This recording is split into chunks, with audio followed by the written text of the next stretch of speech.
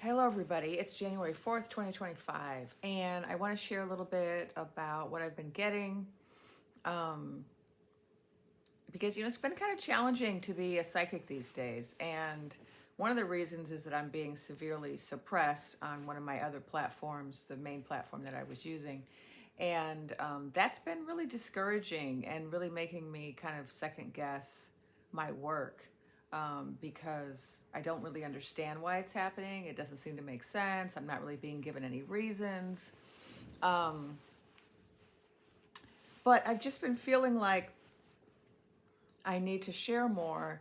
And at the same time, I've been feeling just, really weird energy and just, what do I share and how do I share it? And keep in mind that I have this primary purpose, right? To be a hope dealer. Like my primary purpose is to give people help, to help people stay out of despair, and to help people remember that we are powerful and to help everybody stay focused on our vision for the future.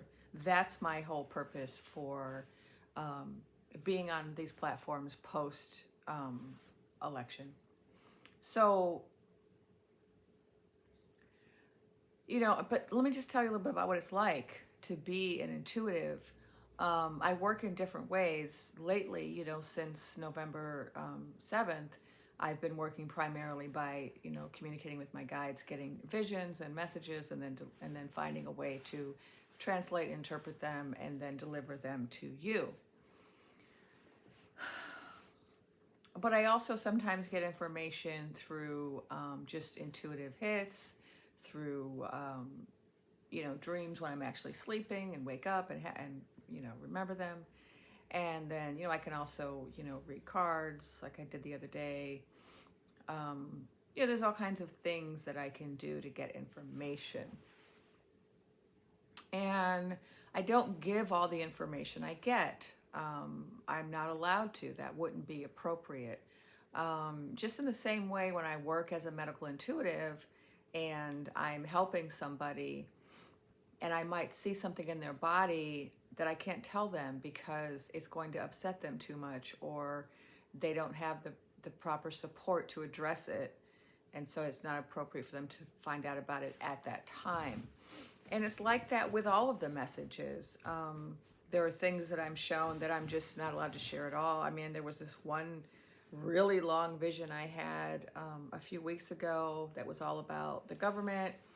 And, I record them, as I'm experiencing them, I record them on an audio. And when I went to look at the audio, the entire audio had disappeared. And that just never happens. Like I record audios every day of my visions, and it was because they did not want me to share this. And so, message received. So I'm going to say a couple things that are kind of hard to hear, and I'm feeling encouraged to say them because a couple of my mutuals, a couple of other intuitives are saying a little bit about this. And so what I keep being shown is the Lotus Queen on the stage in the position that we envision. I keep being shown that. I've been shown that from the beginning. That has not wavered, but other things have wavered. The way we get there is unclear. I keep being shown different paths, and what I was shown most recently was this windy road of how we get there. And there's just some really weird stuff going on behind the scenes that's kind of hard to make sense of. And so, for example, the vote that happened on Friday really did not make sense. But when I look at what I was given, it made sense in a way that, is difficult to discuss publicly. Because recall, I was shown certain people being escorted out and certain people feeling like trapped. And what we saw was a vote was taken, tallies were taken, and then oops, something happened, and some people who weren't going to vote a certain way left the room and went into another room with a certain somebody, and then later called a change in.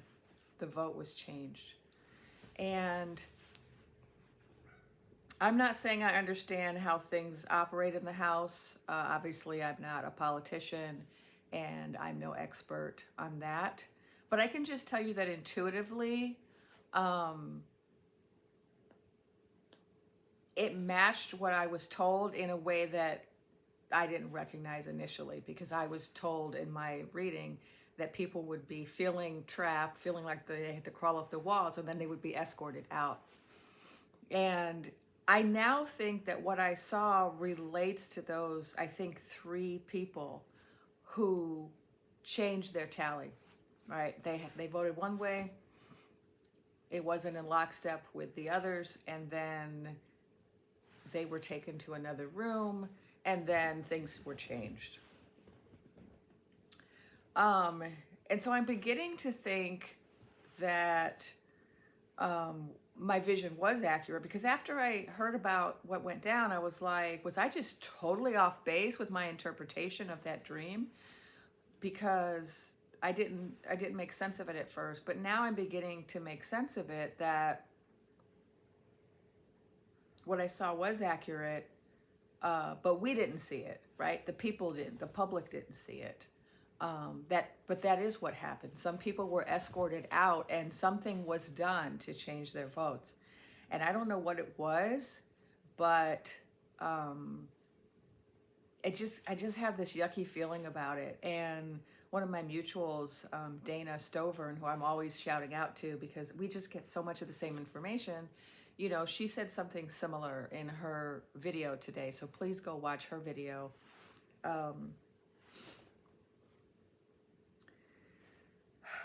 But if you look back at my earlier video where I talked about being escorted out and the climbing the walls sensation, that's what I'm talking about. I think that maybe I was right, but we just have to understand how to interpret those visions, those messages. I want to share another thing I've been getting from the beginning that I have kind of alluded to but haven't really focused on a lot, because again, my purpose is to maintain hope. And sometimes people can get caught up on the negative things and not focus on the positive. And so that's why I tend to mostly emphasize the positive. But I can tell you that I have seen our Lotus Queen on the dais again and again. But what I have seen also is that I've seen barricades and I've seen chaos around the periphery. So she's here, and then around the periphery is chaos and all kinds of things going on in the background. Kind of like when you see a video of someone and it's meant to be funny and they're trying to look all serious with the microphone, and then in the background their kids are acting crazy. And you're like, you look like you have your act together, but you're kids. Oh my God. That's how it looks.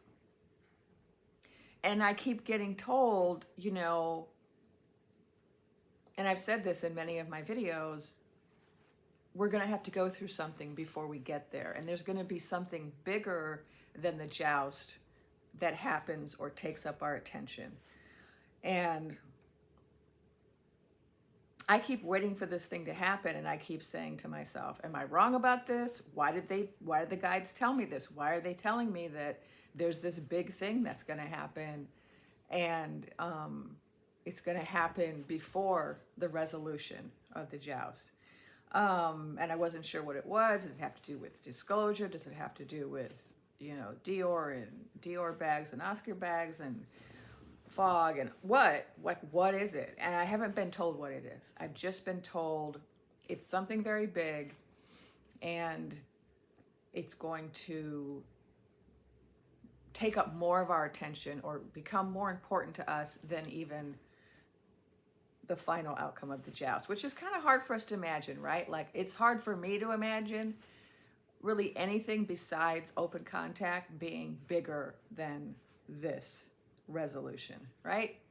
And so I feel you if you're also feeling like, what could be bigger? What could be more important? There's nothing more important than this. But I just want to remind people that I have also been told again and again that this is part of this much bigger ascension that we're going through, that we're going through this ascension, this shift in consciousness. And this particular contest or joust is a part of that. And then the star beings is a part of that. And what's going on around the world with lots of, Syria and France and Georgia and Romania and, right? What I've been talking about all this time, this is also part of it. And so, Dana was just talking about how we shouldn't be too focused on the certification on Monday. And I was listening to her and I was like, yeah, because we were really focused on the Friday House vote. And that really didn't work out for us, being that focused. I too was very focused on it. And I did not get, I did get that specific message about it. But the message I got didn't say what we really wanted to know, was that, who was gonna win. And that's been kind of a theme lately, is I'm not getting the answers to the questions that I want answers to.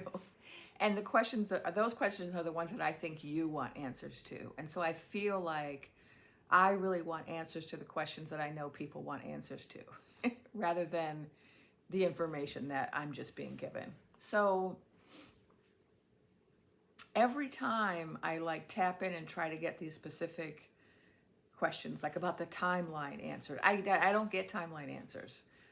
So there are other people that get timeline answers. There's Spirituality with Sam. There's Dana.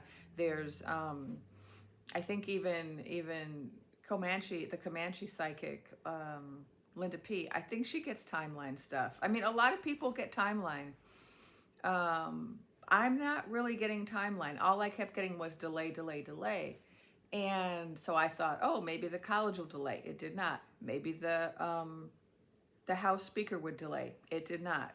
So is the certification going to delay? I don't know. Something's going to delay. But what is it? What is it? Anyway, I'm just sharing with you that I understand that it's frustrating, because I'm frustrated. As a psychic, I'm frustrated that I'm not always getting the detailed information that I want right now. And some of the information I'm giving, I can see what it means, but I'm not sure if other people can see it. So, this video is a little different from my other ones, because I just wanted to get here and kind of just talk this through. Normally I just do these kind of 9-10 minute videos where I'm just kind of focused on a particular thing, but I just wanted to come on here and just be honest about how I'm feeling, and I just want to tell you that I remain confident that things will turn out the way we envision them turning out. But I just want to remind people of what I keep saying, is that we have to go through something else first. And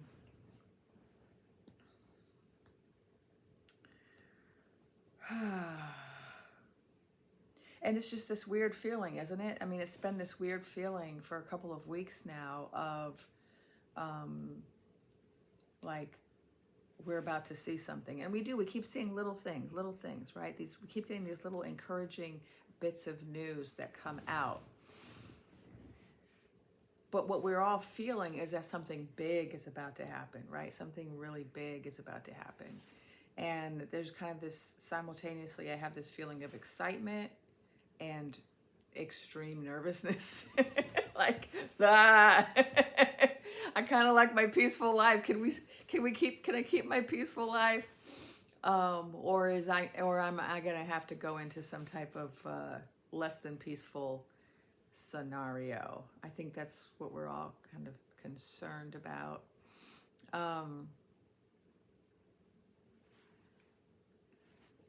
So So all this to say, all this to say, we cannot be discouraged. We cannot be discouraged by Friday. We can't be discouraged by Monday or Tuesday or Wednesday or any other day. There have been a lot of days over the last 7 weeks where we thought things were going to happen a particular way and they did not. And some people got very discouraged. And then we focused on another date. And then when things didn't work out the way we wanted, we got discouraged. But I want to remind you of the message I gave a couple of days ago when I said, you know, something happened on Christmas Day and we're not really paying attention to it. I feel like that's true almost every day, that I can feel things happening and I'm like always looking through like videos on social media. I don't really want to watch the news. I can only handle the news filtered through my favorite creators because it's come to that, because the news is kind of, you know, kind of a joke these days. So I'm looking through though to see what's this thing that's happened that I can feel has happened, right? And a lot of us intuitives, I can feel lots of things happening, but there's not always evidence. Like in public spaces, there's not always announcements or proclamations or news reports about them, or they come out slowly. We hear it, a creator says, oh, did you see this post? Oh, did you see this Department of Treasury, right? That wasn't new. Why wasn't that news? It wasn't, but it was there, right? There's a lot of things like that. That's what I've been feeling, especially for the last 2 weeks, that there are all these things happening, like big things, like especially over Christmas. And then New Year's Eve, we had that amazing announcement, but there was all this stuff happening. And, you know, what I'm getting is all these meetings, all of these conversations, all of these efforts. And these conversations are not just being held between like our favorite blue characters, but there are people all over the world who are having these conversations with our people. And there are different departments and different agencies and organizations, and they're all having these conversations, and decisions are being made and things are dropping. But we just keep looking for the evidence, and I think the evidence will be revealed, and it is slowly dribbling out.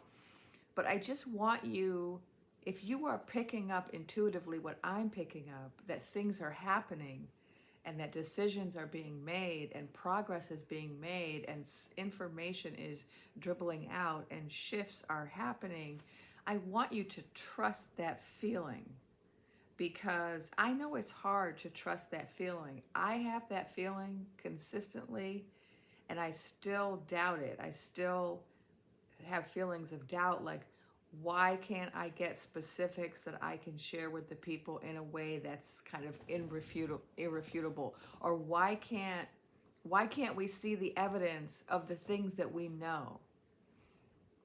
Right? Why don't we have more evidence coming out to support what we are saying, what we are believing, what we are feeling, what we are receiving from our guides, from our intuition? Like, why can't the rest of the world cooperate with us, right? That's the frustrating part. Why can't they just tell us what we know they know? So, you know, I kind of wanted to come out of here and have this kind of casual, you know, kind of like a conversation. And I would really like to hear from people, you know, how you're feeling, what your intuitive hits are, what your frustrations are, what your hopes and dreams are. This community is really important. Us talking to each other through these various platforms is a part of this consciousness shift.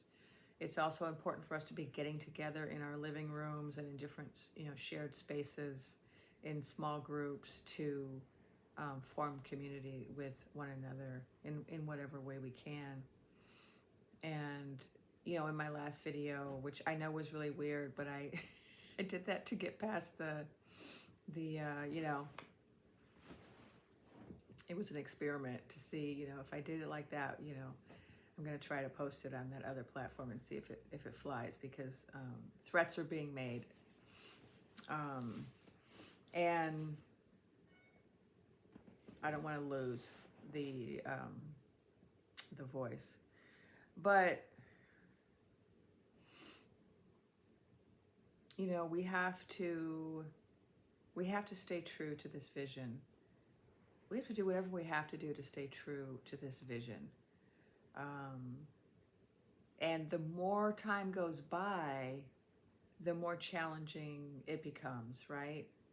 The more time that goes by before we get a really clear declarative statement of evidence, the more challenging it is to hold on to our hope and hold on to our faith. But we have to. Because we're in this shift, right? Pluto in Aquarius, structures falling, things being rebuilt. But we're also in this shift to the divine feminine. And I've been talking about this for a while. This shift to the divine feminine means that we're going to have to let go of some of our old attachments. And one of our old attachments is thinking that knowledge only comes in certain forms.